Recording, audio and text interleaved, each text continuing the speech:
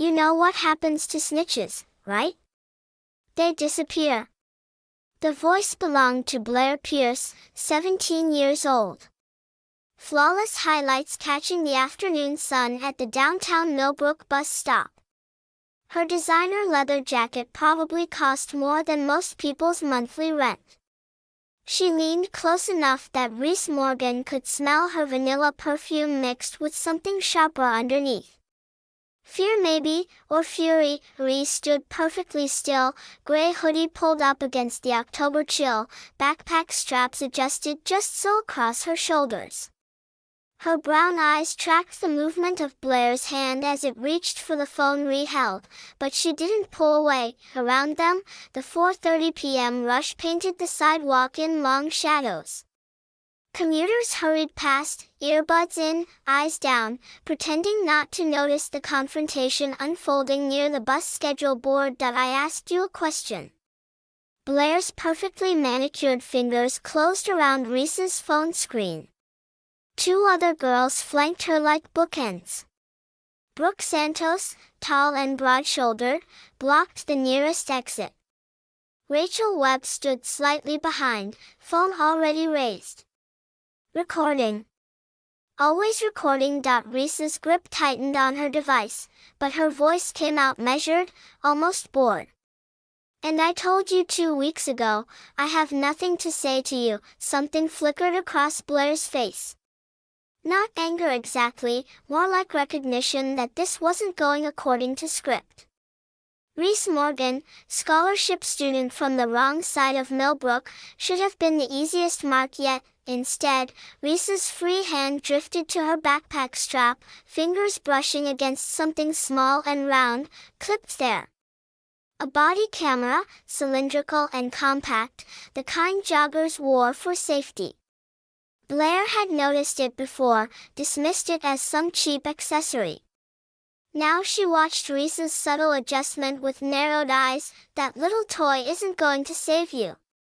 Blair yanked harder on the phone. Reese let it go. The device clattered onto the concrete between them, screen down. Reese didn't bend to retrieve it.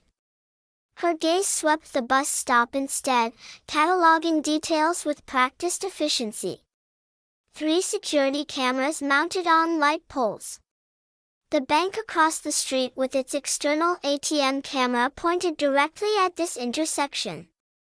The coffee shop window where a barista paused mid-wipe to stare. Witnesses everywhere. If you knew how to look, you really should have thought this through, Reese said quietly. Blair's laugh came out sharp and brittle. Everything changes when I press send. She pulled out her own phone. Your address, your mom's work schedule, every route you take home. My 52,000 followers are very creative when they're motivated. The words hung in the autumn air between them. Blair's smile faltered. Behind her, Rachel shifted weight from foot to foot, uncomfortable. Even Brooke looked uncertain, glancing back toward the parking lot where they'd left Blair's car. The confrontation at the bus stop wasn't random. Nothing about Reese Morgan was random. She'd transferred in mid-September, a scholarship kid who kept her head down and her mouth shut.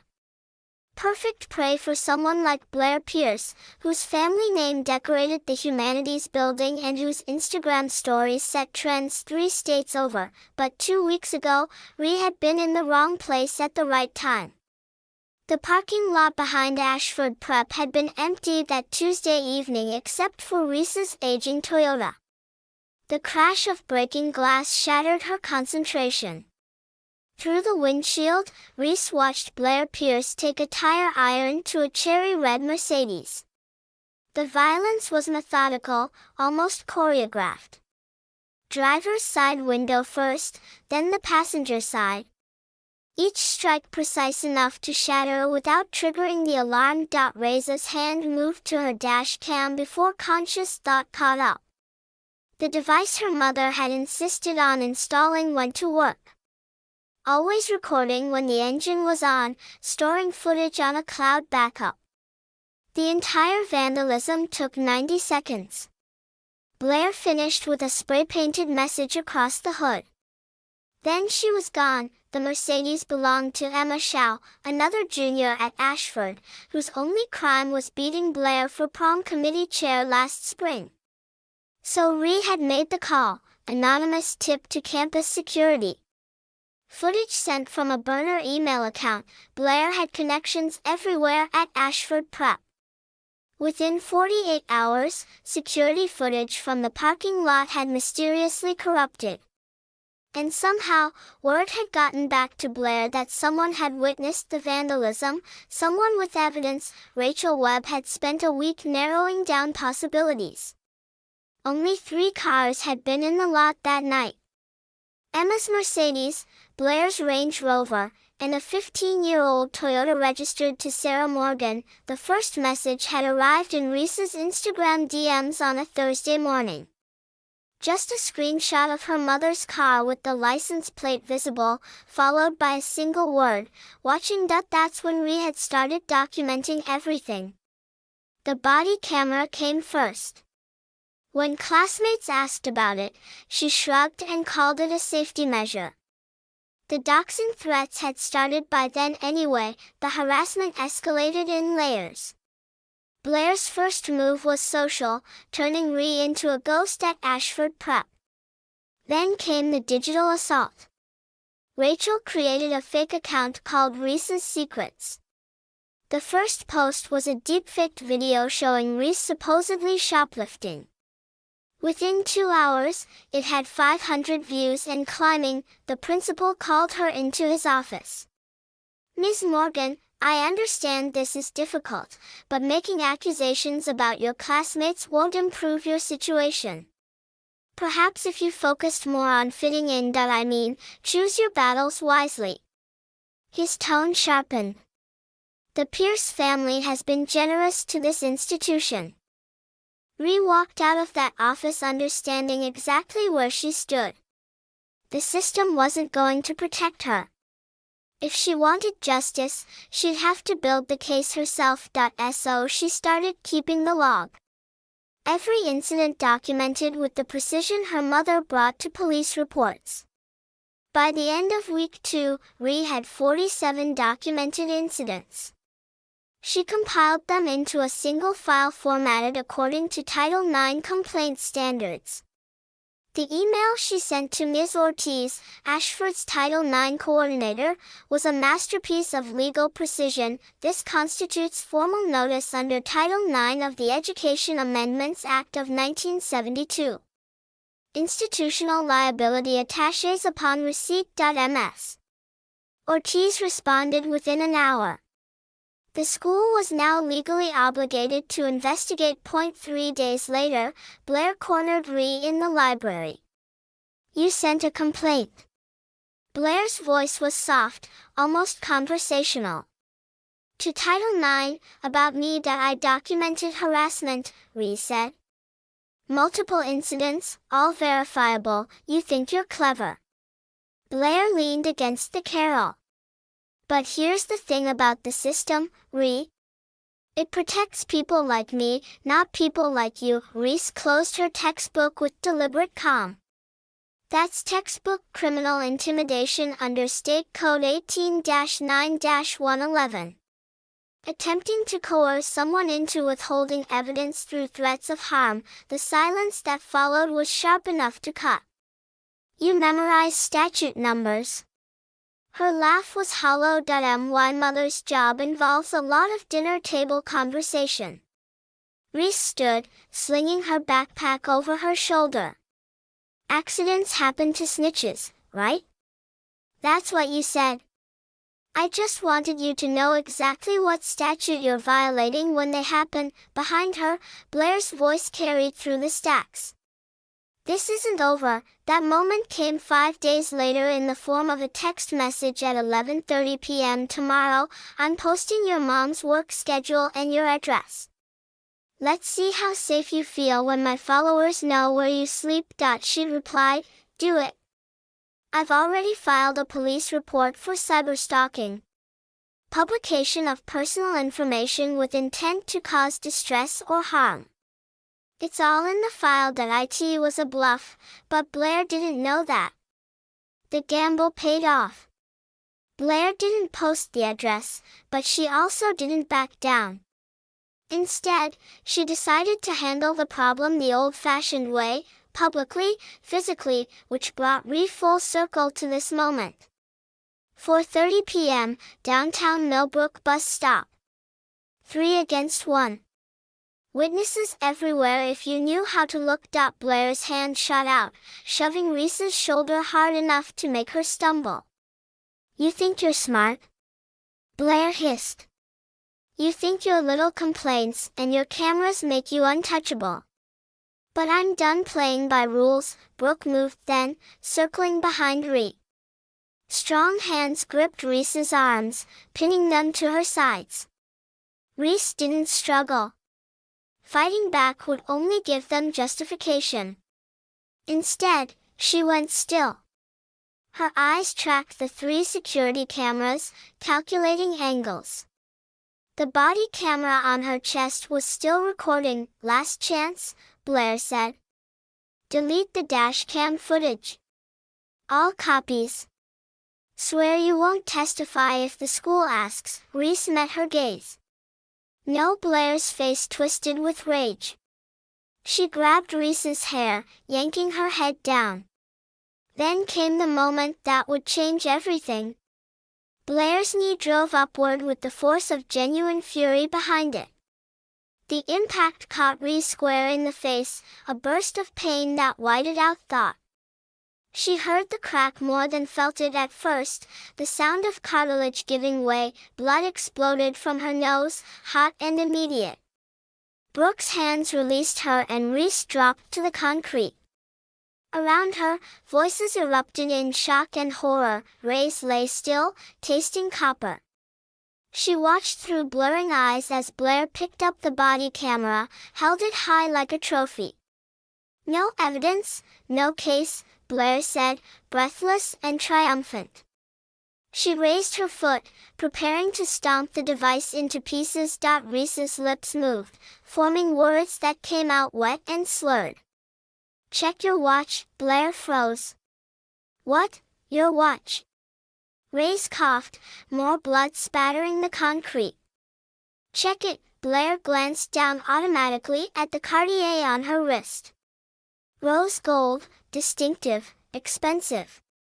The kind of watch you could identify in a photograph, even from a distance. Reese's smile was horrible, all blood and broken teeth. Timestamp. Every camera here just recorded you assaulting me. Date, time, location. That watch is in every frame. Understanding dawned across Blair's face. Her eyes went to the security cameras, then to the phones still held by horrified commuters, then to the bank's ATM camera pointed directly at them. Her designer watch had just marked her presence in multiple recordings with the precision of a fingerprint. Distant sirens cut through the air. Mr. Park had called 911. Blair dropped the body camera like it burned her. This was self-defense, but Reese was still on the ground, bloodied and defensive. Blair stood over her, unmarked. The optics were damning. We need to go, Rachel said, backing away. Blair, we need to leave right now. By the time the police cruiser pulled up, all 3 girls had vanished. Officer Rivera crouched beside Ree. Don't move. Paramedics are 2 minutes out. Can you tell me your name? Reese Morgan. My mother is Detective Sarah Morgan. Badge number 4721. I want to press charges. Officer Rivera's eyes widened. Every cop in Millbrook knew Detective Morgan. Reza's hand moved to her backpack, pulling out a printed document. The harassment log. 47 incidents, all documented. Blair Pierce, Reese said clearly, and I have evidence. As the ambulance doors closed, Ree caught one last glimpse of the bus stop. The trap had worked perfectly. Blair Pierce had spent 2 weeks trying to silence Ree through intimidation. And now, in front of dozens of witnesses and multiple cameras, she'd committed felony assault on the daughter of a decorated detective. The powerless had just become very, very powerful. Detective Sarah Morgan arrived at the emergency room like a force of nature. For 3 seconds, she just stared at her daughter. Then she crossed the space between them and pulled Reese into a hug. "I'm okay," Reese said. "That you're not." Sarah pulled back. "But you will be." Officer Rivera walked Sarah through everything. The assault, the multiple witnesses, the surveillance footage, the body camera, the printed harassment log. "I want copies of everything," Sarah said. "And I want an APB out for Blair Pierce, Rachel Webb, and Brooke Santos." "Already done," Rivera said. While they waited for the X-ray tech, Sarah sat beside Reese's gurney. "You knew this was coming," Reese nodded. "I had to let it happen." They needed to make the first physical move. "So you let her knee you in the face." "I positioned myself at a bus stop with maximum surveillance coverage, peak witness traffic, and called you an hour before to let you know where I'd be. I didn't let her do anything. I just didn't stop her from making the biggest mistake of her life." Sarah was quiet for a long moment. "You're either brilliant or reckless. Can't I be both?" "That's what scares me, Mom," Reese said carefully. "You can't be the one to arrest her. I know. The defense would claim bias. So you have to let Rivera handle it. Let the system work." "You sound like me." "When did that happen?" 17 years of dinner table conversations. "You taught me how to win this fight. Now you have to trust that I learned." The call came at 8:15 p.m. "We've got all 3 in custody. Rachel Webb is giving us a full statement about the harassment campaign. Brooke Santos confirmed the physical assault. They're both willing to testify in exchange for reduced charges." The preliminary hearing happened Friday morning. Blair looked smaller somehow without her designer wardrobe and perfect hair. Orange jumpsuit, wrists cuffed, eyes red from crying. The prosecutor laid out the charges with devastating precision. Assault and battery, criminal harassment, conspiracy to commit cyberstalking. Each charge came with statutory references and evidence summaries. Judge Harrison made her ruling. Bail set at $50,000. Ankle monitor required. No contact order. Court date set for preliminary examination in 2 weeks. The social media response was immediate and brutal. Someone had uploaded the bus stop footage to Twitter. The video went viral overnight. Blair's 52,000 followers turned on her with the fury of the betrayed. Re-watched the follower count drop in real time. 52,000, 43,000. 27,000. Ashford Prep Academy announced its own investigation. Ms. Ortiz presented her findings. 47 documented incidents over 2 weeks, multiple reports to administration, repeated failures by Principal Vance to take action. Principal Vance was placed on administrative leave. 2 months after the bus stop assault, Blair Pierce accepted a plea deal. 1 year probation, 200 hours community service, mandatory anger management counseling, restitution for Reese's medical bills, and a public apology video. Reese returned to Ashford Prep Academy 3 weeks after the assault. Students who had previously avoided her now nodded in hallways. A few approached with careful apologies. Ree had proven she couldn't be pushed around. A letter arrived at Reese's home in early March. Inside was an invitation to testify before the state legislature's Education Committee. They were drafting new cyberbullying legislation and wanted victim perspectives. "What do you think?" Ree asked her mother. "I think you've already paid a high price for doing the right thing. Nobody would blame you for saying no. That's not what I asked. I think you already know what you're going to do." You just want permission to be scared about it. That I am scared, good. Fear means you understand the stakes. But this time, you won't be alone. Whatever you decide, I'm with you. 3 months later, Ree stood in the state capitol rotunda waiting to testify. Her mother stood beside her, solid and steady. The testimony lasted 40 minutes. She walked the committee through the harassment, the institutional failures, the escalation to physical violence. When she finished, several representatives nodded approval. One asked for copies of her harassment log as a model template. Outside the Capitol, news crews waited. By evening, her testimony was trending on social media. People sharing her story with comments about their own harassment experiences, about fighting back when silence seemed easier. Her phone buzzed, a message request from Phoenix Rising 2025. Ree stared at the notification. The username could be anyone. But it could also be someone who needed to know that speaking up was possible. She thought about who she'd been 4 months ago. Quiet, careful, trying to disappear. And who she was now, visible, vocal, unafraid to take up space. Ree accepted the message request. Whatever came next, she'd face it the same way she'd faced everything else. With evidence, with procedure, with the unshakable certainty that justice wasn't something you waited for. It was something you built case by case, documented incident by documented incident until the weight of proof became too heavy to ignore. They had thought kneeing her in the face would silence her. Instead, it had given her a microphone. And Reese Morgan had discovered she had quite a lot to say.